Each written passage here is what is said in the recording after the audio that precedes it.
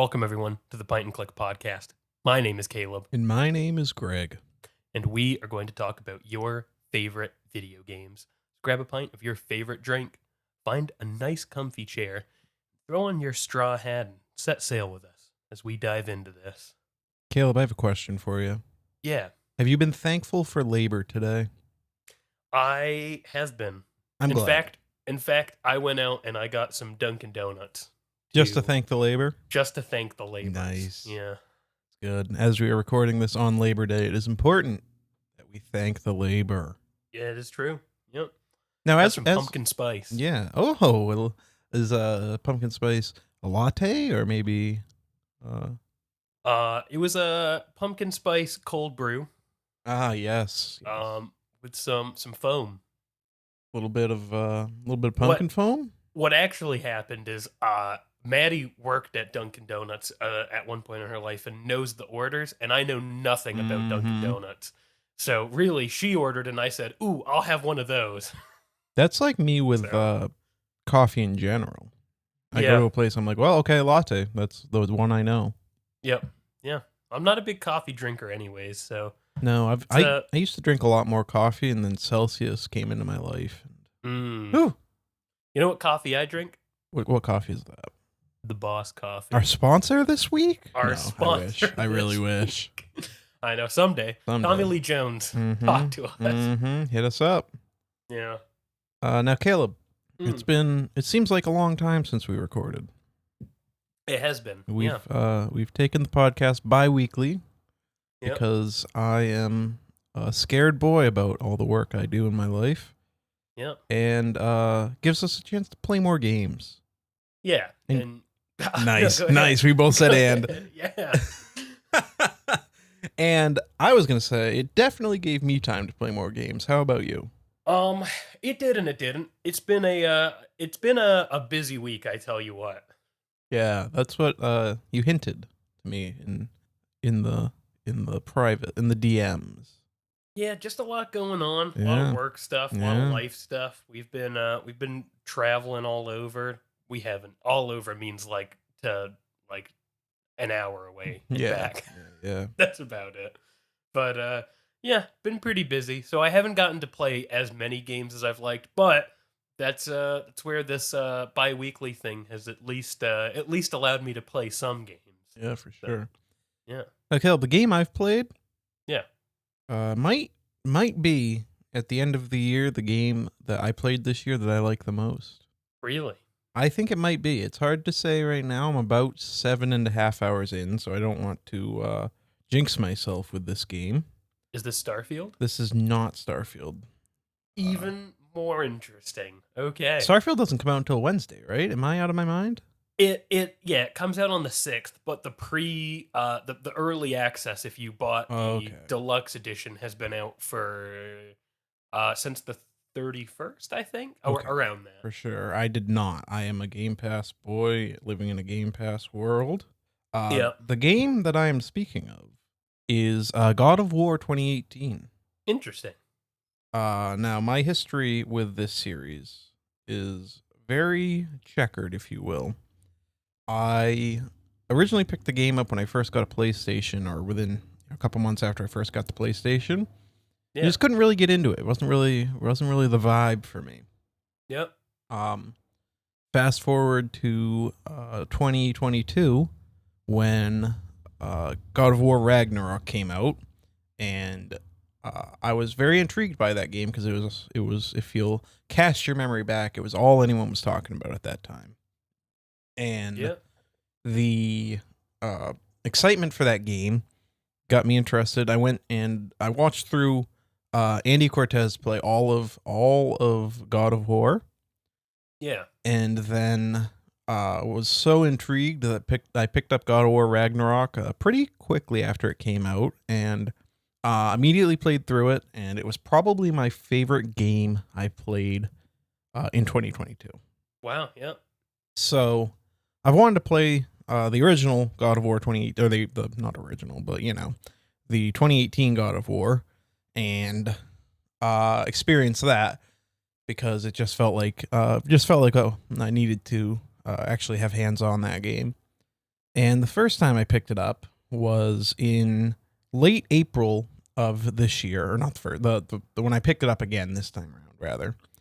It was in late April of this year, and 2 months later, or no, 2 weeks later, rather, Tears of the Kingdom was out. So I immediately cast it off to the side and began playing Tears of the Kingdom. Yep.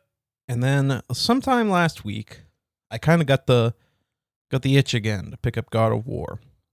And then I got playing a little bit and I got to thinking about it. We're a week out from Starfield. Yeah. So it's been a weird little pattern where like, we get a couple of weeks out from one of the biggest game releases of the year, pick up God of War again. Yeah. But this Yeah. time I've been really, really invested. I got it on my Steam Deck and had to tinker with graphical settings. Thankfully, there is a website called, I think it's Steam Deck HQ, Okay. that gives reviews based on how you should set the graphic settings for these games so they run best on Steam Deck. And that was really useful. It helped me really dial it in because I was struggling earlier. The graphics were like really not looking good. And I was like, am I just going to refund this and go back and play it on PlayStation 4? Luckily, I found the website and was able to get it running pretty well. And man, that game's so good. There's just something that studio does in their gameplay where like I have a pretty good idea of the story beats of this game. I've watched it and played the second one. So like it's not like the story is like so like engaging. I mean, it is, but it's not like this is my first time playing it, so it's a surprise keeping me Right. going. What keeps Yeah. me going in this game is really just like the gameplay in this game is so frictionless. Like it's not that's not to say you're not going to run into challenging enemies, but when you try to do something in God of War 2018, you do it, you know? Yeah. It's so smooth in ways that not a lot of games can do super that well. Yeah, that's one of those games that I need to go back and play eventually.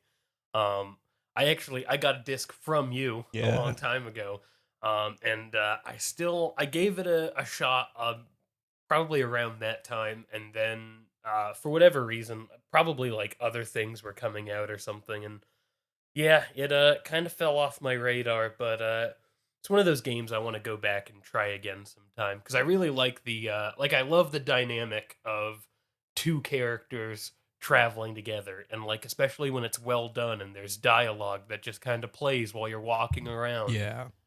Like Last of Us, for instance. The Last of Us is one of my favorite games ever. Um, and man, the God of War definitely has that aspect going for it, you know? For sure. The um the thing that I think I like about 2018 over Ragnarok, not to say I like one of them more than the other because I can't land there yet. Yep. But the thing that God of War 2018 does super well, where Ragnarok doesn't, is the story just feels like so self-contained and like just so straight. You know, it's almost simple and like linear in a way that just is so easy to keep like going and going. Yep. Whereas I feel like Ragnarok did kind of have more kind of kicks off into the little side parts of the story Yeah. um in ways that you still had to complete. Like it wasn't like there were separate side missions. It was like they were there were just more paths through the main story, more nuance in the main story, whereas like this is so focused on like your objective of getting to the top of the mountain to I won't say because I mean, it's an old-ish game, but I still won't say what the main plot device of the game is. Yeah. Yeah. But yeah, I'll have to dive into that game sometime. Both of them, honestly. And yeah, have to give them a fair shake sometime. yeah. Well, it's one of those games that I think once it gets its hooks in you, you're like, oh, I understand this now, Yeah. And yeah, I would highly recommend giving it some time because I think it's one of those games that's gonna hold up for a very long while. Yeah. absolutely. So I haven't had a ton of time to play games. Or I should say I've had some time. But I ended up watching some stuff. Watched a couple shows. Just wanna give a quick rundown on what I watched and tell you a little bit about it. So for starters, I have only heard good things about it. So I finally decided to check out Cyberpunk Edge Runners. Have you seen that? I watched a couple of episodes, but it didn't really grab me personally. Yeah, I've got some good things and some bad things to say about it. Um, for the most part, I enjoyed it. I watched the whole thing. For starters, using Franz Ferdinand as the intro was awesome. They're I feel at least they're a lesser known band. And Greg, I believe you were with me actually when we saw them in concert. It Yep. was my car we took down there, and don't you ever forget it. Yeah.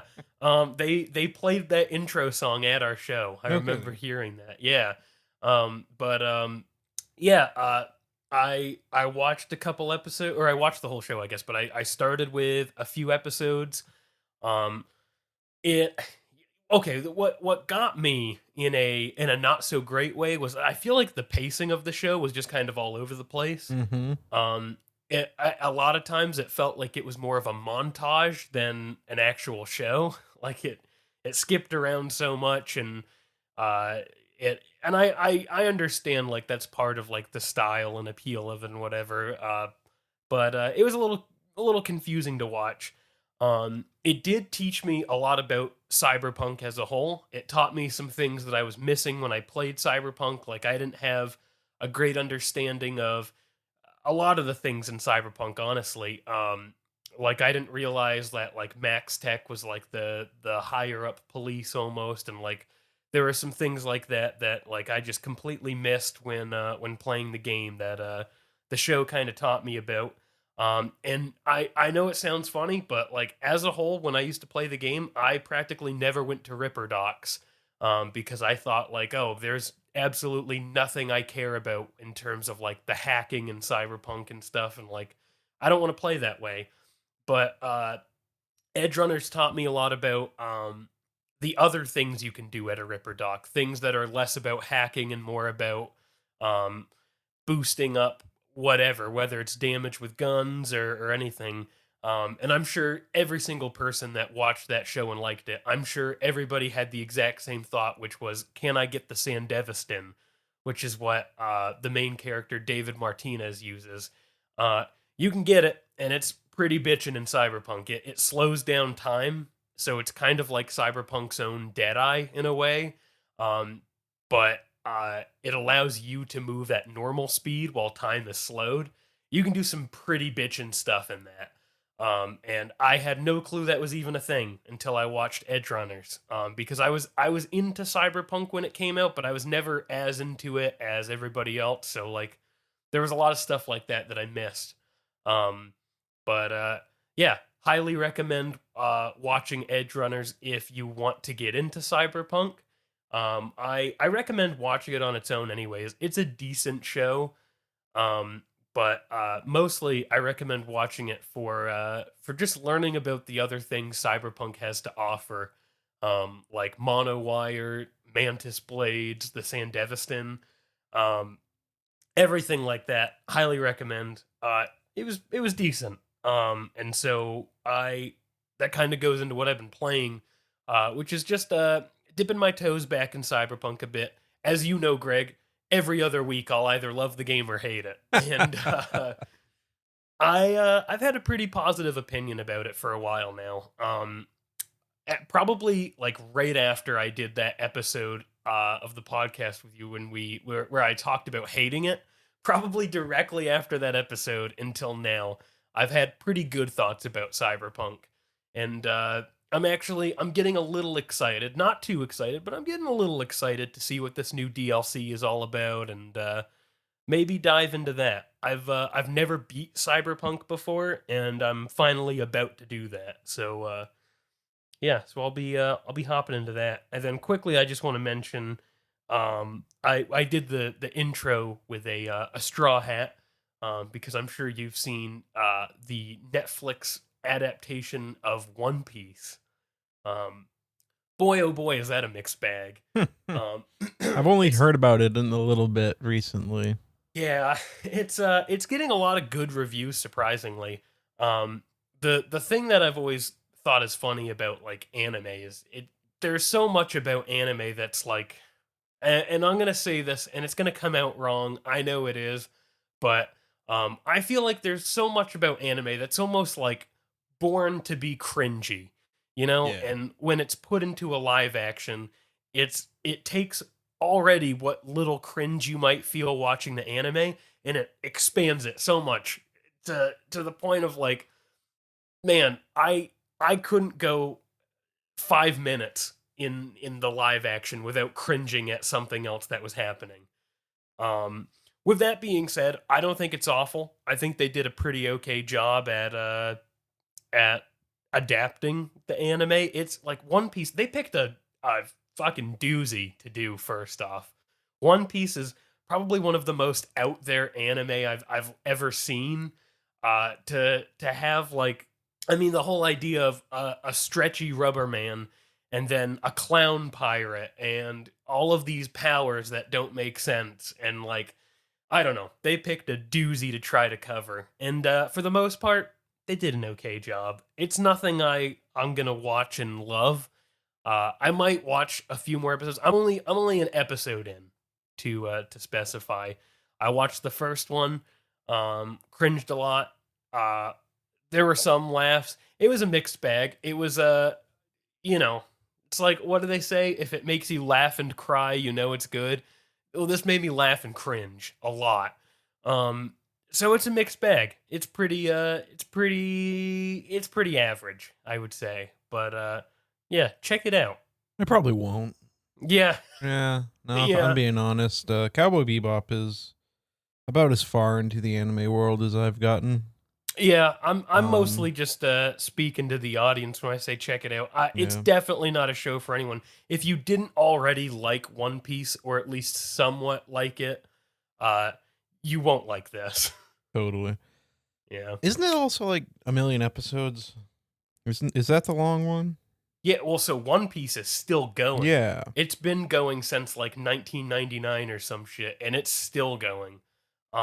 I got into One Piece years ago, and I I got into like the first season, and then I had to just skip because I was like, "There's no way I'm gonna ever catch up to like TV airing episodes or anything."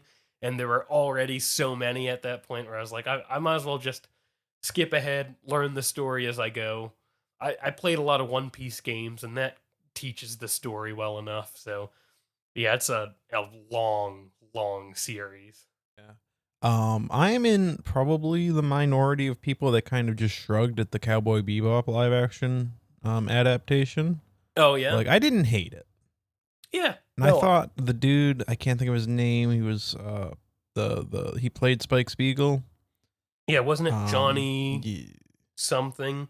I should know. He's from Harold and Kumar, right? Oh wait, is he really? Is it that I'm guy? pretty sure. Hang on, wait a minute. Uh, Yes, John Cho. wow. Okay, yeah. Yeah. I thought he was pretty good in that role, and I thought overall it was like fine.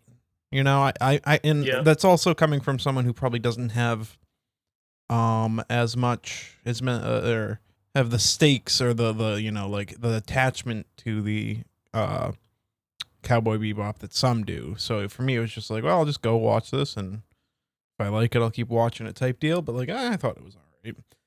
Yeah, I thought it was decent. Yeah. I they never went to White Castle, so you That's know. one negative Yeah. for sure. But it's just so weird because I don't think anyone's asking for like live action versions of these shows. Um, yeah, thank you for saying that, because that's my whole thing with this. Where are these coming from? Who decided that One Piece needed to be live action? Who decided that Cowboy Bebop needed to be Yeah. live action? It's so weird. Like, a reboot is one thing, but a live action reboot is it's just such a weird idea. Well, and also it's like in the case of Cowboy Bebop, it was a live action remake. Yeah. Like same story and everything. Yeah. Very strange. It's like it's like Netflix was like, "Oh, kids like anime. Let's try and make money off of anime." Yeah, well, and like the thing that gets me with these live action shows or remakes or whatever, it's such a tough thing to do because you're gonna have people that are either upset that it's people are gonna be upset about like a live action remake following the anime too much, or they're gonna be upset about it not following the anime enough. You know what I mean? Yeah, for Like sure. I've seen a lot of stuff about people being mad that this One Piece adaptation was so faithful to the source, and it's like I understand why people are mad at that because I get like if you're gonna do a live action like remake, you might as well try some new stuff or something. But I also understand the side of like make it as close as possible, or else you're not following source and ruining it to some people. But that's the thing is it's such a hard thing to do and to do well. Like just, I don't even know why attempt it, Yeah. but I don't it just doesn't seem like there is an audience for it in the way that there is so much just a group of people that are like, "Well, that's here and I have time, so I'll watch it, I guess." yeah. It's weird. Yeah, video game adaptations, like, because we're talking about anime, but like even video game adaptations, I've seen such few that have pulled it off to a good degree where like I I like watching, like even the Last of Us show, which like don't get me wrong, I thought it was pretty decent, but like even then there were some things with that where I can see why both sides of people would be mad about like, oh, they stuck too close to the game or they didn't stick close enough. Like it's just such a tough thing. Yeah. That being said, Detective Pikachu is the greatest video game adaptation of all time. Greatest movie of all time. Who are we kidding? Give it all of the Oscars retroactively. Yeah. You know, I was actually pretty upset that Pikachu himself didn't show up to the Oscars. Yeah. We got like whatever hologram Tupac. Oh, Get hologram Pikachu at the Oscars. yeah. Show him. Get him there. Get him there. Now, Caleb, we're headed into the fall season. We are. This is the one where the leaves turn red and brown and all those weird funky colors. They do. That's sometimes, yeah. And with that, it's a new season for new video games. Yeah.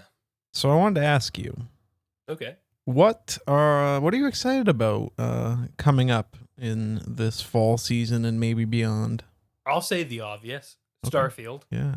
Very excited for that. I'm gonna give you my little blurb on Starfield. All right, my 2 second blurb here. I um I bought the early access to it because I'm a chump and sometimes I do dumb things. And let me tell you, I'm actually glad I did. And this is the thing. No, I don't think anybody's going to agree with me that it was a smart move. To me, it felt smart though, and it still feels smart. I got the early access to it because on my PC, I'm running a GTX 1660 and I wanted to make sure that my PC could handle it. And rather than wait till the game comes out and then have to wait even more time, I thought if I got early access to it, I could try it out, make sure my graphics card can handle it, and if it can't, I can get an upgrade before the game is even set to release uh for realsies. And I got the game. I played probably 2 hours of it. I have nothing to say about it because I didn't play nearly enough to form any opinions. Um, but found out my graphics card is not handling it great. I've seen pretty mixed reviews with people with 1660s trying to play it. It sounds like some people can get it to run fine. Others, including myself, are experiencing some bad bugs, or not bugs, I should say. Specifically, only things that are happening because of an outdated For sure. graphics card. That's it. Um, so, with that being said, I have purchased a new graphics card, which is kind of a bummer. I almost, I'm not gonna lie to you. There was a point where I was gonna message you and just say like, "That's it. I'm buying an Xbox." But I didn't. I was able to find a better graphics card for less than the cost of an Xbox. But that's the thing.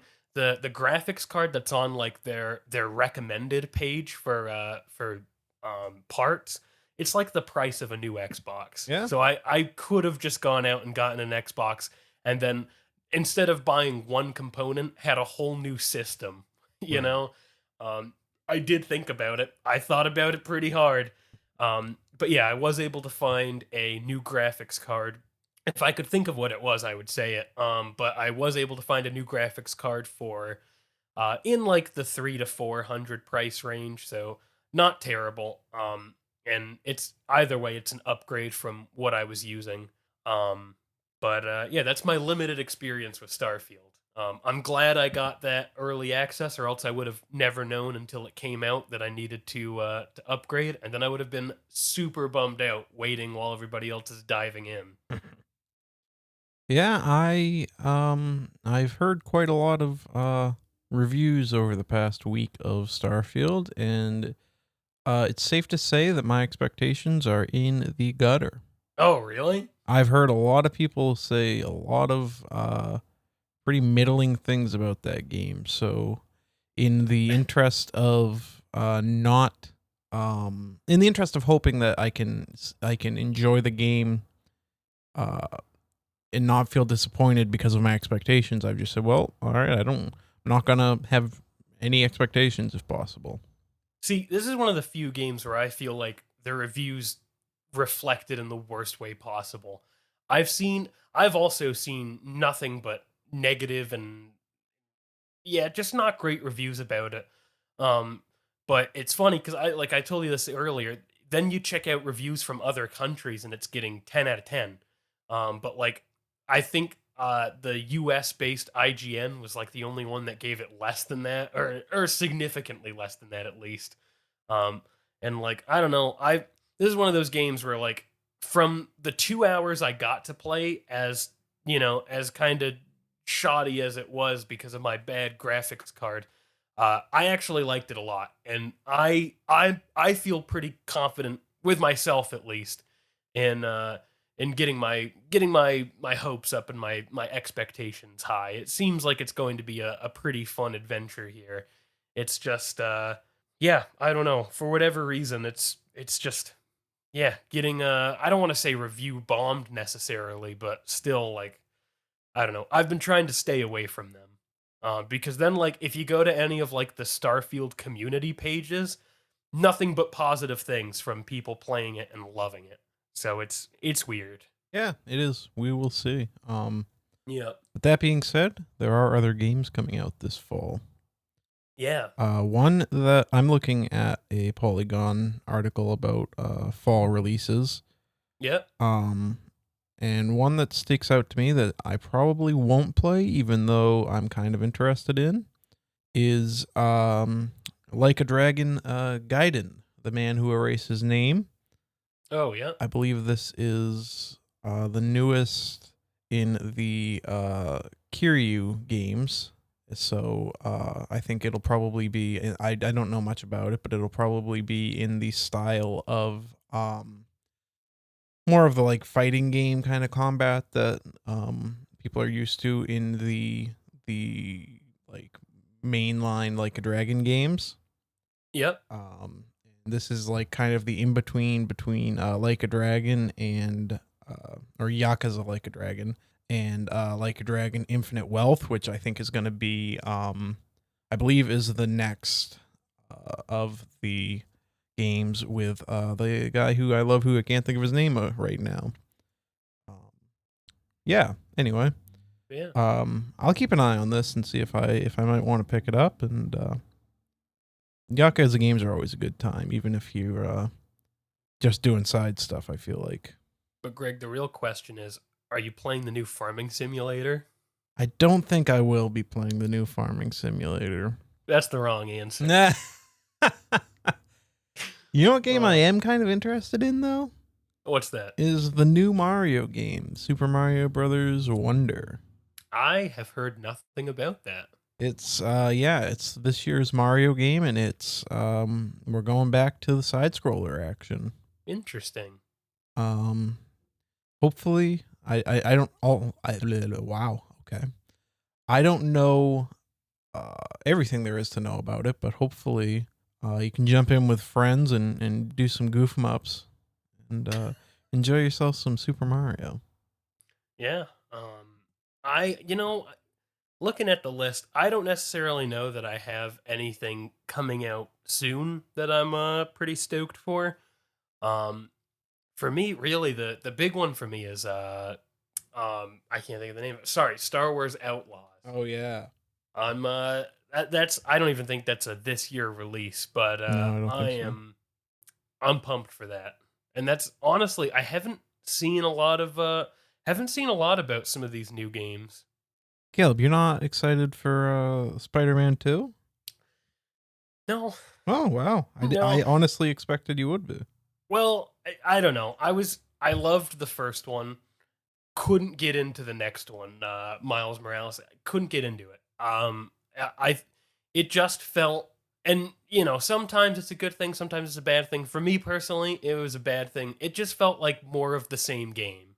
Um, it didn't feel like enough had changed to make the sequel new to me, I guess. Like it didn't feel new and exciting, so I don't know. I might check out the second game when it comes out. That's one I'll probably wait on, I think. How about Caleb Assassin's Creed Mirage? Yeah, that's another one. I don't know. it it it started off super promising, and then they talked it up and talked about how they want to go back to the roots and some real boots on ground stuff. And then they show some teleporting stuff, and I don't know. I've lost interest in that part of it. I miss when the Assassin's Creed games used to be, and I everybody's different about it. I don't think the new games are bad. I don't think that at all. I just think there's a divide in players where it got to be more of an RPG. Um, and whether you fall on the side before RPG or the side after they did all the RPG stuff, either way that's cool. I don't think either side is a bad side. I myself, I like the early games better. I know like everybody talked about how like they were so easy because they had like the countering systems and stuff, but like honestly those were my favorite parts. um because there are still some challenging things in it. But for the most part, like what else makes you feel like a badass assassin than actually taking down an army all on your own, like pretty much like how they made the assassins out to be. um so I definitely fall on that older side, and yeah, I don't know. I'll have to see more about Mirage when it gets closer to release, I guess. See what else they show off for trailers and stuff, and yeah, that's a maybe for me. All right, now the other game on this list that I want to get your opinion on now that you're a Cyberpunk boy.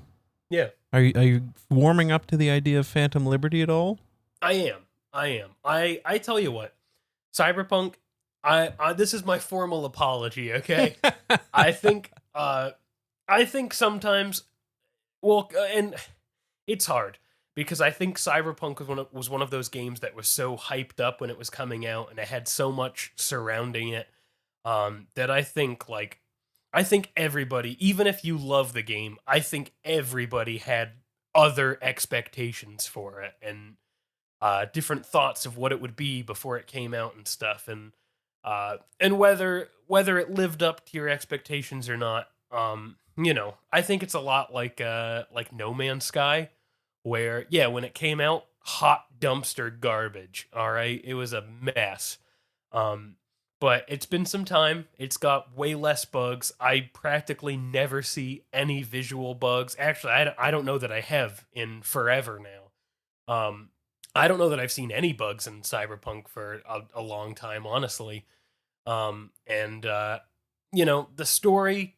the main story is kind of hit or miss, but I now that I've done a lot of the side stuff, I love that. A lot of the side stuff is fun, and it kind of has the wackiness of some of like the Fallout side quests.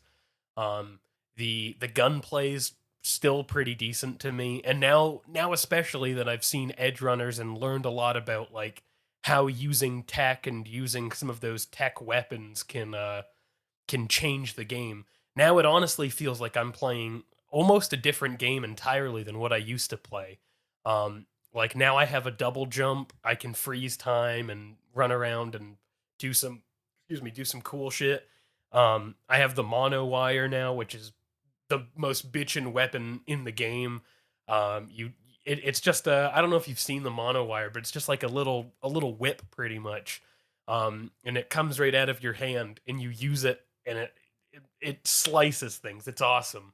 Um, but like, yeah, I don't know. There's so much new stuff about Cyberpunk that like I barely touched. That nowadays I think it's a pretty decent experience. And yeah, I'm getting a little excited for the new add-on. I've seen some stuff about what they plan to add. It sounds like we're getting a whole new location. Sounds like we're getting new equipment, new weapons, new quests. It even sounds like new side quests and stuff, which is awesome because that's honestly one of my only complaints right now about Cyberpunk is I feel like there's not enough side quests. Um, so yeah, I'm getting pretty excited for it. Interesting, Caleb. Your pure, unadulterated excitement about this game is making me want to give it another shot. I think you should, and I whether it's your cup of tea or not, I think you should think you should get Edge Runners another shot, specifically just for like learning more about the game. Because as funny as it sounds, like it really did teach me a lot about Cyberpunk. And cat, get off of my computer. Um, it did teach me a lot about Cyberpunk, though, and like I said, taught me all new weapons, taught me a lot about factions that I didn't really realize, taught me about a lot of the tech stuff, which, like, I don't know if you ever got into, like, going to the Ripper dock a lot and, like, changing out those parts. But that's, like, a whole half of the game that I missed, and now that I'm doing it is amazing, and there's so much extra stuff you can get from doing that. So yeah, I definitely recommend giving Cyberpunk another shot, and that goes for all of you listeners too. If you liked Edge Runners, or if Edge Runners is on your list to check out, I highly recommend that, and I recommend giving Cyberpunk another shake. I think Thank you for coming to my TED Talk. yes, yes. I don't know. I think maybe, just maybe, I will. Yeah, Only for you, Caleb. yeah, yeah. That's good. But first, I got to get through Starfield. Yeah, oh yeah, yep. Yeah, I'm Yeah. excited for Starfield. Yeah, we'll see how how Todd does it this time. I know. I was gonna say, regardless of how it comes out, you know that we still have to write Todd some letters. Yep. And say, "You did it again, Todd." Not this time, Todd. That's one of my favorites. I love it so much. Yeah, it's real good. Oh my gosh. For those of you who aren't inside our heads, we one time saw a Reddit post on one of the Bethesda game subreddits, and I don't even remember what the post was about.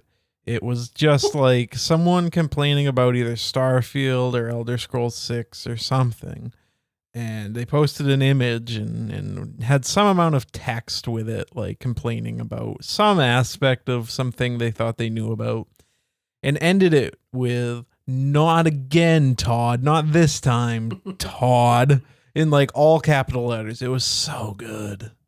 Also, I don't know if you've seen any more of those, but they are not an uncommon sight anymore. I feel like I'm seeing so many posts saying, "Todd, you did this. It's your fault, Todd."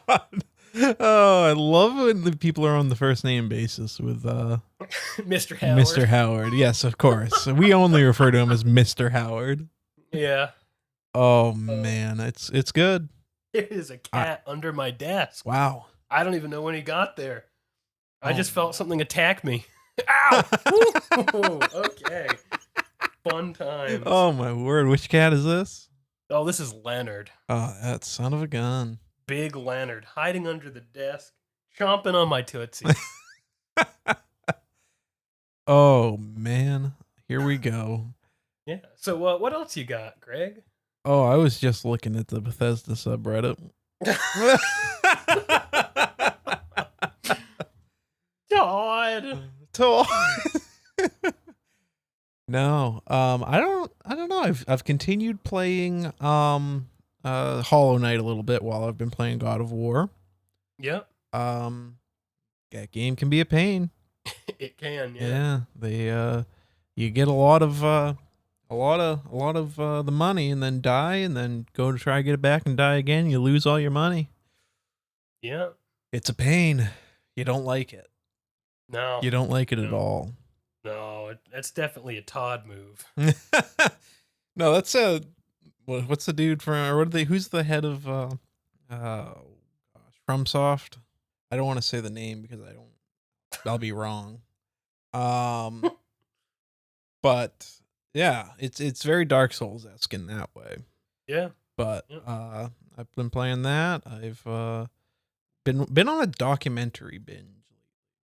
Have you? Yeah, What have you been watching? we earlier this week we watched called BS High on Okay. Max. And it's about the I don't know, it's there was news like last year or the year before that this big college or high school football team that's like IMG Academy Okay. was playing a game on ESPN against this team. I believe they're called Bishop Sycamore High School. Wow. And the game happened and like it got to like huge number to 0. Like it might have been in the hundreds to 0, which is not a football score. Wow. Yeah, and everyone was doing research about this this Bishop Sycamore, and it turned out they weren't a real high school. Oh. Okay. There was this dude that said he was there was a high school, but it was just like 19 and 20-year-olds that needed like more film to try and get onto a college football team.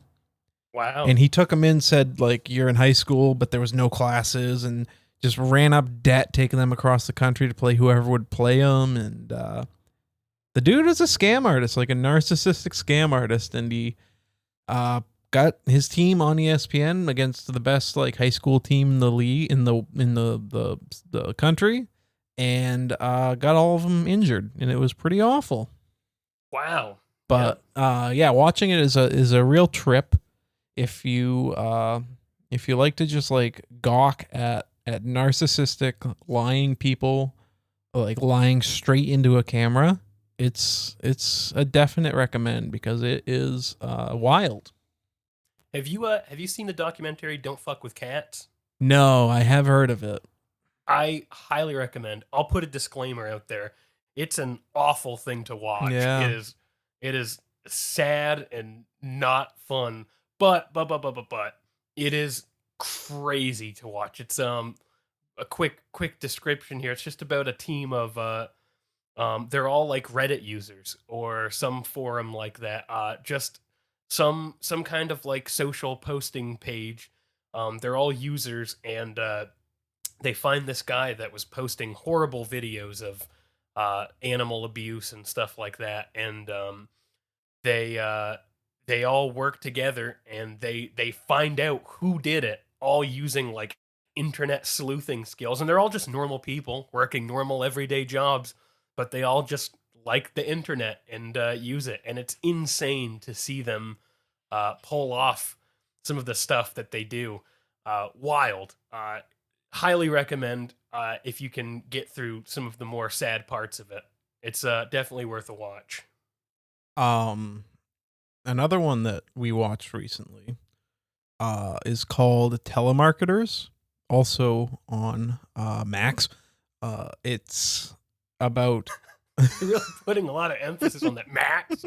I just think it's so silly. Like, you had such a good name, HBO Max, great Yep. name, and then you're like, no, no, no, we don't want our streaming site to be associated with HBO, which is known for great television. Yeah. It's so silly, and like, just Max. Max. It's just bad. It's real bad. Anyway, good TV on it though. Yeah. Telemarketers is about these dudes that worked for this company that basically just did the telemarketing calls for this group called the Fraternal Order of Police, and basically it's like that's like the police version of the Lions Club, or like these Okay. kind of hangout clubs, Yeah. but they would use these really grimy sales tactics, like kind of telemarketers are known to do and whatnot. And basically, whatever money these people donated, thinking that it was going to the police, was really like 90% going to the telemarketing company and 10% going to the police, like social union. Huh. Basically, not even like actually to help policing. Wow. So yeah, super scammy in that way. Yeah. It starts out with these two guys. There's this one guy that was working there that was recording, and like they would hire anyone. You know, they'd hire convicts, they'd hire people on drugs, and basically the offices were like just this huge kind of parties, for lack of a better term. And as long as sales got made, the owners didn't care. So this dude starts recording like, this is ridiculous, you know? Yeah. And one of his coworkers, known as Patrick J. Pespis, starts like kind of becoming the central character as he records more. And they decide that they're going to take this down from the inside out because it's so corrupt and ridiculous and all that. And it's like 3 hour long episodes. It takes you on this very interesting journey. And I won't say too much more because I think you should watch it. Yeah. But really highly recommended. And Patrick J. Pespis is the character of the year across all of television, in my opinion. Huh. You really grow to love this guy. Yeah, I'll have to check it out. Definitely. It's so good. Yeah, and speaking of just speaking of some shows, pretty soon we're coming up on our date for us to our deadline for us to play Duck Dynasty the video game. Is that a thing? Caleb? Is it a thing? I feel like I saw something about that being a thing. If it is a thing, it is a must that we need to do. No, I meant like, is there a deadline? What are you? Yeah. No, this is part of our brand deal with with the Dynasty. No, thank you. Oh man. Oh, hey, Greg. Good news. There is a game. It's only $3 on eBay. I feel like I've seen people like play that game. Yes, but like I don't think I want to. What's the game about? Don't they just make duck calls? It's about ducks. It's about making the calls. No, you're shooting ducks. Oh, are you actually shooting? I'm pretty Is it a hunting game? Yeah, I think so. Okay. What a game, man. What a game. Wow, this looks like a treasure, honestly. This is something that we will have to play eventually. We'll be diving into this. Oh my god. What'd you find, bud? There's a let me see if I can send this to you. There is somebody took the Dynasty Warriors cover and slapped duck in front of it and put them on it. It looks really well done too. That looks like a cover. Oh man, can you imagine playing a hack and slash with the Duck Boys? I don't know any of their names. Duck Jim, Uncle Duck, Uncle Duck, Ducky Steve, Quacks a lot. Quacks a lot. Yeah. Oh man, I believe that is one of them. I think so too. Yeah. Wow. Well, our deadline's coming up, so if we want to keep this brand deal. Oh yeah. ay. Oh Yeah. man. Well, Caleb, Yeah. I think we need to go play Duck Dynasty. I think we do. Duck Dynasty Warriors. Yes. So, Yeah, I just sent you that. oh yeah, here we go. Here we go. Oh my goodness. That's Uncle Duck right there. That's a beaut. I don't know if it's still operating. It used to be a big thing. I think they don't really do it anymore. On Twitter, there's a page called Real Fake Games. Oh, yep. And it's just stuff like this. I'll try to post this picture on our Instagram or something so Yeah. our viewers can see. But Real Fake Games, they used to have everything. People would just submit random photoshops they did, and Mhm. sometimes they look like the most real, convincing game you've ever seen.